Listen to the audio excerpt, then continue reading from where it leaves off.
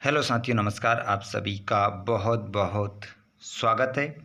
जैसे कि आप सभी विद्यार्थियों को पता है, आप लोगों का अर्थशास्त्र कक्षा 11वीं का कक्षा 12वीं का जो पेपर रहेगा अर्थशास्त्र विषय का, वो 9 तारीख को रहेगा। तो यहाँ पर मैं आप लोगों को कक्षा 12वीं का अर्धवार्षिक परीक्षा जो 9 दिसंबर को आपका पेपर होने वाला है, उसके लिए यहाँ पर आपको एक क्वेश्चन पेपर का सॉल्यूशन करवाने वाला हूँ। सेट ए रहेगा, 80 नंबर का आपका क्वेश्चन पेपर रहेगा। सभी विद्यार्थी इन क्वेश्चनों को ज़रूर पढ़िएगा, क्योंकि ये प्रश्न आप लोगों के लिए वेरी इंपॉर्टेंट होने वाले हैं।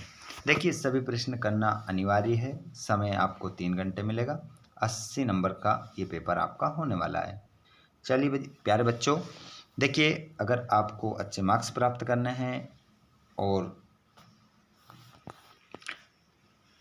आप अच्छे परसेंट बनाना चाहते हैं, तो इस लाइव क्लास को, इस वीडियो को लास्ट तक ज़रूर देखिएगा। चलिए बिना देर के हम स्टार्ट करते हैं। चैनल पर पहली बार आए हो तो सब्सक्राइब जरूर कर लीजिएगा, और चैनल को सब्सक्राइब करने के बाद घंटी की बटन को ऑल पर कर लेना, जिससे आपको नोटिफिकेशन मिल जाएगा। बच्चों, सही विकल्प चुनकर लिखिए। आधुनिक अर्थशास्त्र का जनक किसे माना है? तो आधुनिक अर्थशास्त्र का जनक माना जाता है, माना जाता है एडम स्मिथ को। उपयोगिता दृष्टिकोण है, उपयोगिता दृष्टिकोण है, तो यहाँ पर हो जाएगा क्रमवाचक। बजट रेखा के सभी बिंदु दर्शाते हैं, बजट रेखा के सभी बिंदु दर्शाते हैं समान व्यय को, समान व्यय को दर्शाते हैं। अगला प्रश्न है आपका, यदि कॉपी की कीमत में वृद्धि होती है तो उपभोक्ता कॉपी के बजाय चाय खरीद सकता है। तो देखिए, कॉपी की कीमत में वृद्धि होती है तो उपभोक्ता जो होता है कॉपी के बजाय चाय खरीद सकता है। तो इससे इस वस्तु को हम जो कहते हैं ना, इस प्रभाव को हम जो कहते हैं ना, वो कहते हैं प्रतिस्थापन प्रभाव, प्रतिस्थापन प्रभाव। अगला क्वेश्चन, आगत एवं निर्गत के बीच संबंध दर्शाने वाले फलन को कहा जाता है। तो उसे हम कहते हैं उत्पादन फलन, उत्पादन फलन उसे हम कहते हैं। इनमें से कौन सी परिवर्तनशील लागत है? तो इनमें से कौन सी परिवर्तनशील लागत है? तो कच्चे माल की लागत, कच्चे माल की लागत आपका राइट आंसर हो जाएगा। अगला क्वेश्चन है आपका, साधनों के सर्वोत्तम वैकल्पिक उपयोग की लागत है। तो साधनों के सर्वोत्तम वैकल्पिक उपयोग की जो लागत है उसे हम कहते हैं अवसर लागत। खाली स्थान में आ जाएगा आपका अवसर लागत। अगला क्वेश्चन है, औसत आगम, औसत आगम के बराबर होता है कुल आगम के बराबर होता है। अगला क्वेश्चन है, दीर्घकाल में पूर्ण प्रतिस्पर्धी बाजार में एक फर्म को प्राप्त होता है। तो अप्रत्याशित लाभ, आपका आंसर हो जाएगा अप्रत्याशित लाभ। और वस्तु की पूर्ति एवं अवधारणा है, मांग की अवधारणा है। अगला क्वेश्चन देखेंगे आप बच्चों, क्वेश्चन नंबर आपका रहेगा 5वां वाला। ह्रस्वमान सीमांत उपयोगिता नियम की सामान्यता अनुसार धन की सीमांत उपयोगिता है। तो कैसी होती है ये? सीमित, आपका आंसर हो जाएगा। मांग का नियम एक दृष्टिकोण है, कल्पनात्मक दृष्टिकोण है। अगला क्वेश्चन है, सत्य अथवा असत्य बताइए। तो मांग वक्र किसी वस्तु की कीमत और उसकी मांगी जाने वाली मात्रा के बीच व्युत्क्रम संबंध को दर्शाता है। तो इसका आंसर क्या हो जाएगा आपका? सत्य, पहला सत्य आपका राइट आंसर होगा। एक किसान स्व उपभोग के लिए उत्पादन करता है, यह एक गैर आर्थिक गतिविधि है। तो इसका आंसर आपका क्या होगा? असत्य लिखेंगे। देखिए, यह असत्य लिखा है, असत्य लिखेंगे यहाँ से देखकर।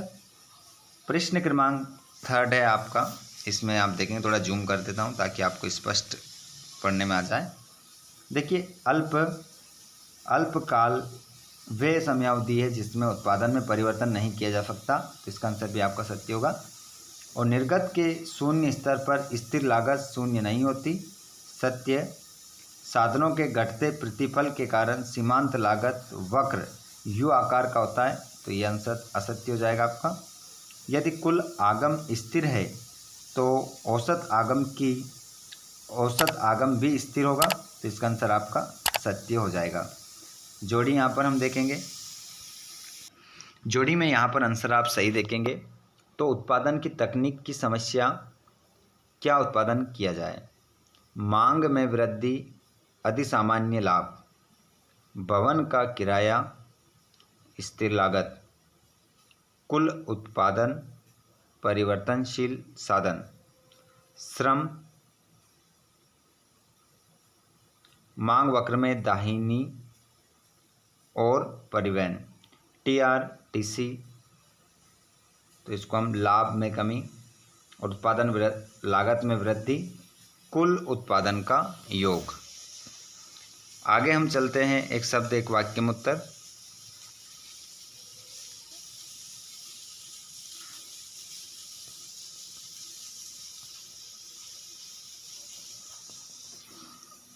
दुर्बलता व स्थिति है जब वस्तु की मांग में निम्न परिवर्तन होता है, तो इसका आंसर हो जाएगा आपका, आंसर आप लिखेंगे पूर्णता बेलोचदार मांग। उत्पादन संभावना वक्र का आकार कैसा होता है? तो बाएं से दाएं नीचे की ओर होता है। बजट रेखा क्या है? वह रेखा जो दो वस्तुओं के संयोग को दर्शाती है। उच्च उदासीनता वक्र दर्शाता है, तो उपभोक्ता की संतुष्टि के उच्च स्तर को दर्शाता है। अगला क्वेश्चन है 5वां, निम्न कोटि की वस्तुओं का क्या अर्थ है? विभिन्न वस्तुएं जो सस्ती हो। किस समयावधि में उत्पादन के सभी साधन परिवर्तनशील होते हैं? दीर्घकाल में। एक फर्म के द्वारा टेलीफोन भुगतान कौन सी लागत है? स्थिर लागत। और बच्चों यहाँ पर आप इस क्वेश्चन पेपर को देखेंगे तो ये क्वेश्चन पेपर आपका 6वां, 7वां, 8वां, ये सभी क्वेश्चन आपके 2 मार्क्स के हैं। जिसके बाद में आप देखेंगे यहाँ पर क्वेश्चन क्रमांक 10, 11, 12, 13, 14, 15, 16 से आपके क्वेश्चन 3-3 नंबर के आ जाएंगे। तो यहाँ से आपके जो 23 तक जो क्वेश्चन रहेंगे वो सब 4 नंबर के रहेंगे। ये 4 नंबर का क्वेश्चन है। PDF भी आपको मिल जाएगा, टेलीग्राम पर है, जिसकी लिंक हमने डिस्क्रिप्शन में दे दी है। अच्छे से आप अपनी तैयारी को कर सकते हैं बेस्ट, ठीक है। और भी आप लोगों को इसी प्रकार वेरी इंपॉर्टेंट वीडियोस प्रोवाइड करवाए जाएंगे, जिसके माध्यम से आप अपनी तैयारी को बेटर कर सकते हैं। देख सकते हैं यहाँ पर सभी क्वेश्चन। मांग के नियम से आप क्या समझते हैं? मांग की लोच क्या मापती है? बाजार मांग को परिभाषित कीजिए। सभी क्वेश्चन देख सकते हैं, ठीक है। इसी प्रकार अगर आप वीडियो को चाहते हैं तो आप चैनल को सब्सक्राइब जरूर कर लीजिएगा और घंटी के बटन को ऑल पर कर लेना, जिससे आपको नोटिफिकेशन पहुंच जाएगा। धन्यवाद। Thanks for watching.